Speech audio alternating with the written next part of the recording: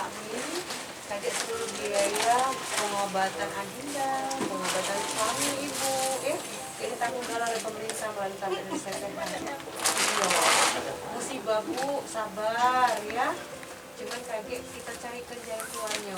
Pokoknya intinya ibu tenang-tenang baik, jangan kalau ibu jadi sakit pulau. Karena mengingat yang sakit ini kan banyak nih, ada anak, ada suami kan, tulang punggung keluarga. Kita bawa ke rumah sakit, kaget seluruh biaya ditanggung.